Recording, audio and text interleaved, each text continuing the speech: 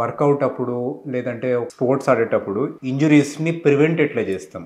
మనం చాలా వీడియోస్లలో వేరే వేరే ఇంజురీస్ గురించి మాట్లాడినాం. స్పోర్ట్స్లో మన టెండన్ ఇంజురీస్, మన స్ట్రెయిన్స్, మనకి స్ప్రెయిన్ అవ్వడము, టెండన్ స్టేర్ అవ్వడము. సో ఇవన్నిటిని ప్రివెంట్ చేసేది అంటే ఆపే మెజర్స్ ఏంది అనేది ఒకసారి బ్రీఫ్గా మనం డిస్కస్ చేస్తాం.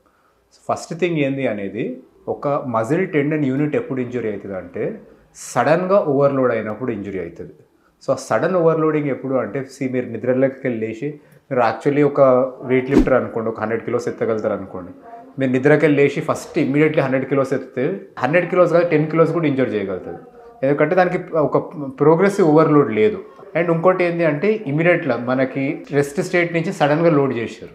సో ప్రివెంట్ చేసే మెజర్స్ ఏంటంటే ఫస్ట్ మోస్ట్ ఇంపార్టెంట్ థింగ్ ఒకటి వార్మింగ్ అప్ అనేది ఏంటి అంటే ఫస్ట్ ఏమైనా యాక్టివిటీ ద్వారా బాడీ టెంపరేచర్ రేజ్ చేయడం, రన్నింగ్ కానీ ఒక ఎలిప్టికల్ మెషిన్ కానీ.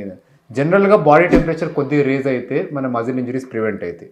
వన్ మోర్ థింగ్ ఏంటంటే ఎక్సర్సైజ్ స్పెసిఫిక్ వార్మప్. లైక్ మీరు స్క్వాట్స్ చేయాలంటే ఒక లైట్ స్క్వాట్స్, బెంచ్ ప్రెస్ చేయాలంటే ఒక లైట్ బెంచ్ ప్రెస్. సో ఏ ఎక్సర్సైజ్ చేస్తున్నారో ఒక లైట్ వేరియేషన్ దాన్ని ఆడి నుంచి ఎక్కువ పెంచుకుంటూ రావడం. So this is specific warmup మనకి.